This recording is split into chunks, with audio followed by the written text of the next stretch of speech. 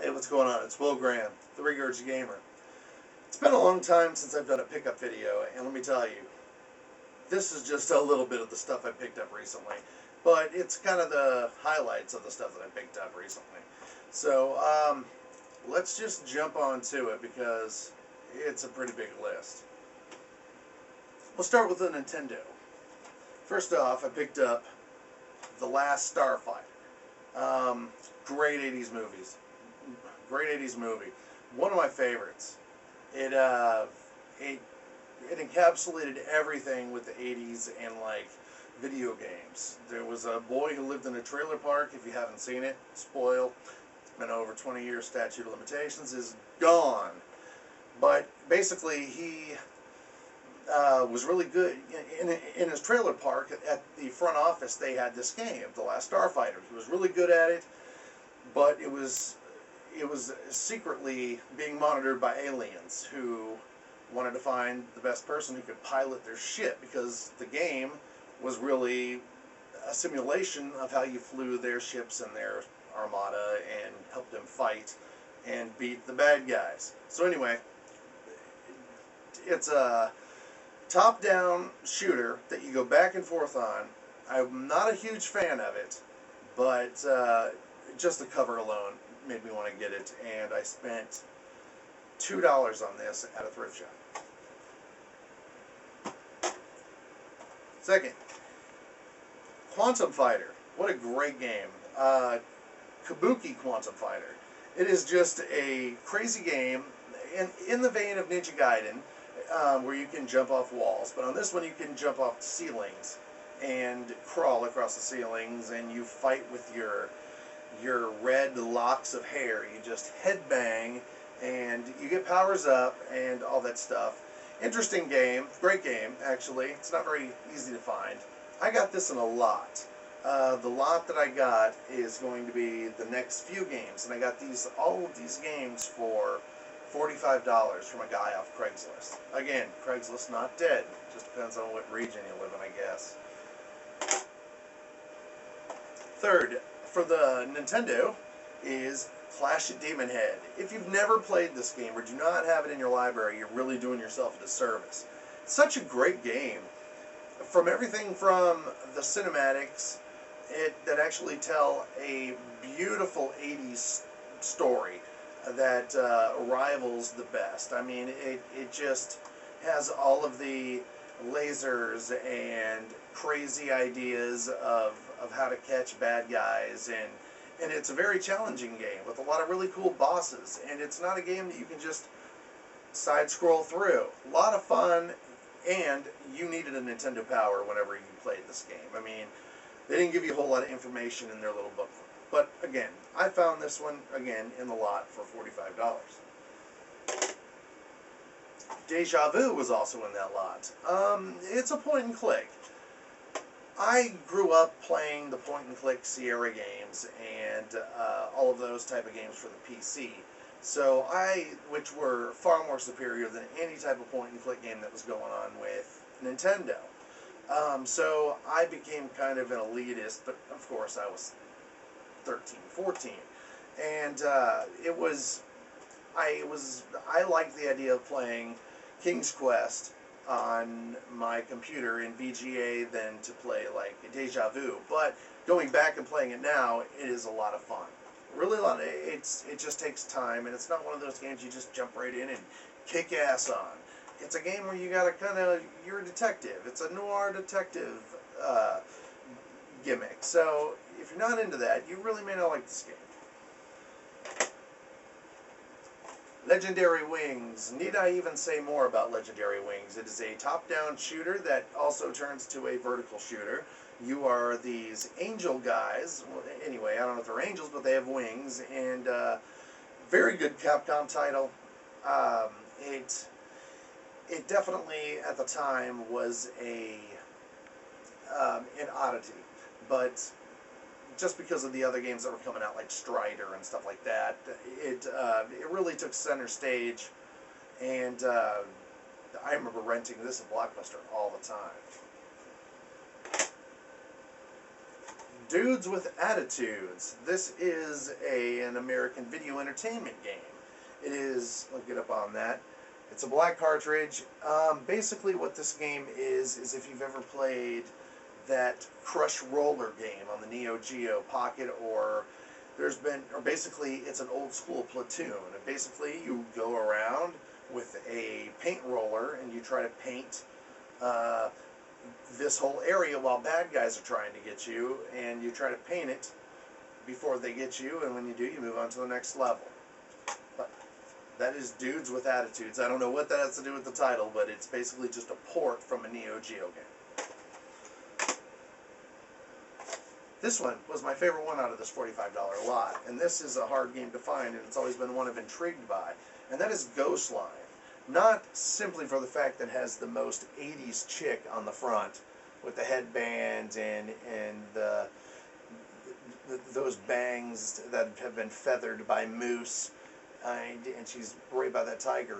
It is a Zelda clone. I hate to even call it that because it has so much more than a Zelda clone. It is a beautifully crafted story, and it deals with a lot of characters, a lot of story arcs. And if you have fun with games like Star Tropics, minus the action scenes with the yo-yo, or if you dig games like Sword of Vermilion on the Sega Genesis, I know that's a little obscure, but I'm trying to think of some other ones. Even Zelda, which I said, it was kind of a Zelda clone, but that's not a bad thing. Great game. And interesting story, because the story goes, these kids, their parents, left them on a deserted island while they went out and did some archaeology. Just left them. And this is the adventures that they encounter, like jaguars and poisonous duck-billed platypus. It's insane. The DCF would have been called so fast in this day and age. All right. Next, I picked up Wonder Boy. What is the secret of your power? Wonder Boy, won't you take me far away from the mucky muck? Wonder Boy 3, Monster Trap. This is one of those games that I got really lucky on. I picked this game up, and I also picked up Might and Magic for the... Both are complete. Even the Might and Magic comes with the hint guide and everything. But a lot of people really give this game a shit rating, and I don't think it does. It's just in the vein of Eye of the Beholder for the PC, Eye of the Beholder 2, just kind of a crude first-person, kind of turn-based, no, not turn-based, live action. But I'm digging it. And then Wonder Boy, what can't I say about Wonder Boy for the Master System? It just further cements in the idea that the Master System, if it had way better marketing and just better timing, they would have dominated even over Nintendo. This is a great game, and it is so colorful. Platforming is just ingenious, and it has a great story. There is a curse that turns Wonder Boy into a dragon. And you have to be the dragon, who has completely different movesets. Awesome game. Highly recommend it. I think it's getting a little bit up there in price, but you can get lucky and find it. And if you can, especially one that is muy completo, then go for it. Found this at a thrift store off this highway in the middle of nowhere. And it was $4, and I only had $2 on me, and he accepted it. I mean, really, there's not a whole lot of haggling in redneck Florida. People need $2, and $2 is better than no bucks, is what he saw. But this is a pack-in for the Sega Genesis, or the Genesis Sega CD. And basically, it came with Echo the Dolphin. It also came with Final Fight CD. Which, if anybody knows, Final Fight CD is an arcade perfect port, pixel per pixel, but they added voices, and they're so horribly translated, but very great, very nostalgic, especially whenever I think of pumping quarters in that thing and just trying every guy, and then getting the Super Nintendo version and it didn't have Guy in it. It's just it's I've had a love-hate relationship with Final Fight. Anyway, move on. I got that game, like I said, $2. Same place, I found this for the PSP. I don't really come across too many PSP games, you know, I do, and I could find them a little easier if I tried. But this is Indiana Jones and the Staff of Kings. Actually a lot of fun on the PSP with only one analog stick, which I have a Vita, and once you play a Vita, it's hard to go back to the PSP just because that second analog stick needs to be there. But they really took advantage of it and played it out, and it's the closest to a Lara Croft experience that you're going to get with an Indiana Jones. I've always found it a disservice that Indiana Jones, I mean, that's a female Lara Croft, and I don't know why he doesn't get better games, better push. He could be up there with like games like Telltale games like Back to the Future and The Walking Dead, and I mean, I would love to have a Telltale episodic Indiana Jones tale. That would be amazing.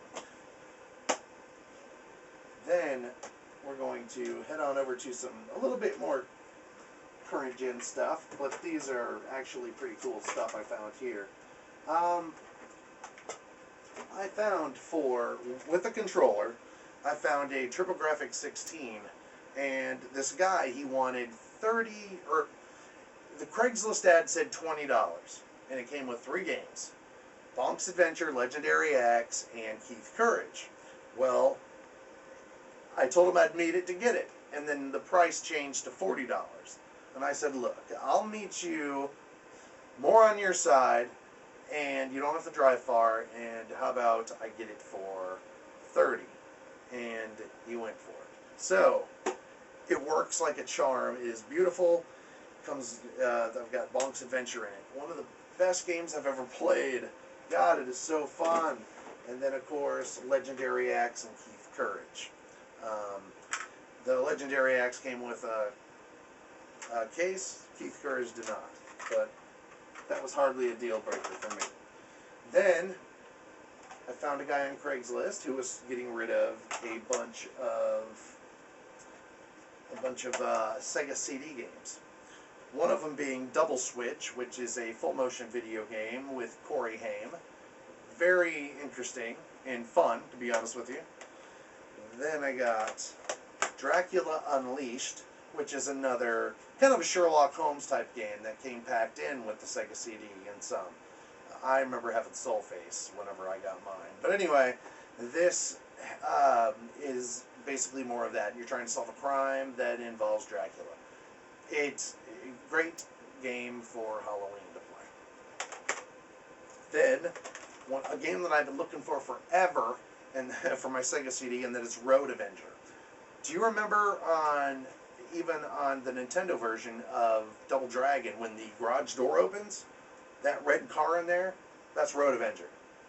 And if you don't believe me here, I'll try to get it good in that picture, but do you see that picture there with the red car? And it's also known. Do a little wiki on that, wiki. But this is a great game. It reminds me a lot of Dragons, or Dungeon, what was that? Let's say like Space Ace, or Dungeon's Quest, Dragon's Quest. And, the Don Bluth one, where it was a cartoon, and you have to basically, it's a context-sensitive game. You have to press a direction, and it goes, but there's like over 30 minutes worth of animation. The soundtrack kicks ass. Most of these soundtracks kick ass. Then I got the full box version with all of the manuals in it, and that is for Night Trap. And Night Trap was banned because of the nature of the bad guys grabbing the co-eds. That really touched a lot of people, hell, I can't remember her name, but she was a politician. And Tipper Gore, that bothered her. And she had this banned, but a lot of copies were still out there when she banned it, and it's Night Trap. Another full-motion game, just like Double Switch with Corey Haim. Basically, you're watching cameras, you see bad guys come in time, you have to hit a trap and make them go down. It reminded me a lot of Five Nights at Freddy's. If you've ever heard of that game, my son loves it. I know about it. And it's basically a Five Nights at Freddy's. You have all the same tools, but I'll save that for another time. Then, we move on to some current stuff about some Xbox stuff here. We got Brute Force. It's a game I actually seen on Metal Jesus' channel for Xbox Hidden Gems. Looked great, and I've played it a little bit, and it is a lot of fun. Definitely multiplayer on that. Spawn, Armageddon. By Namco and Spawn, I don't see how you can go wrong. Then I got Battlefield 2, Modern Combat. Just one I never played. I didn't even know it existed on here, and I love all the Battlefield games, so I figured I'd give it a shot. And these three were 50 cents a piece. They were $1 at Goodwill, but it was half off day. Since this is my only GameCube game, I found Dragon Ball Z Sagas. I love Dragon Ball Z, so this game is just awesome. Especially on the GameCube. I don't know what it is about Dragon Ball Z games and the GameCube, but it goes together like peanut butter and jelly. So, I found this game for $5.99 at a gaming store, but it was worth it to me. I don't even think they eBayed it or anything, so. I bought this game out of pure humor, and it's for the PlayStation 2, and it's Pimp My Ride by MTV. I mean, seriously, how could I not have picked this up? I cannot wait to do a video on the inane bullshit that is on this. So, that's how I feel about it. I throw it down. I didn't put this in with the PlayStation, or the Sega CD. I didn't put this in with the Sega CD games, but this, I also found, or I was also got off that list there, Lunar, the Silver Star. And it is in immaculate condition. And it's one of those games that I have been wanting for a long time. That and Eternal Blue, because I remember playing them back whenever I had a Sega CD back in 1993 or something. Then, lastly, I've got a couple of season-fitting games that I love this series, and it's coming back out on Fox soon, and that is for the PlayStation 1. X-Files, and it is a 4-disc game, and it was actually on the PC was the first time I played it, and this is basically full motion video game, but a lot more into crime solving and helping Mulder and Scully out. It actually touches and gets into the canon of the game and answers questions like about the black slime and all that stuff. Awesome. I would highly recommend this if you don't have it. But if you're not into slow games that have stories and stuff, you might want to shy away from it. Then finally, for the PlayStation 2, I found X-Files Resist or Serve. I found X-Files Resist or Serve, and it is basically a survival horror game. You switch to Mulder, he gets to use his gun. You get to switch to Scully, not so much. It has all the characters in it, and again, it does answer a lot of questions in the canon. So, I picked this up at a video game store for $6, and haven't regretted it ever since. So, for the hardware, I found this gem here on Craigslist, and it is basically a LCD screen on a PlayStation 1. But, I got this thing for $15 with a controller and games. One of the games is Project Overkill by Konami, which is just an amazing PlayStation 1 game. But yeah, I was stoked to get this. I've been wanting one of these for a long time. Ask my wife. Then I found this relic. It is a Sega Master System. And what it is, it's the Beastie Boy version that I think only 2 were made. One was given to Mike D, and the other one, well, ended up in my hands from an estate sale. But when you press the buttons, you get to listen to a little bit of tunes. You don't believe me.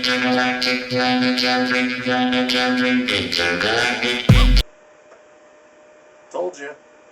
What about this one? Yeah. Yeah.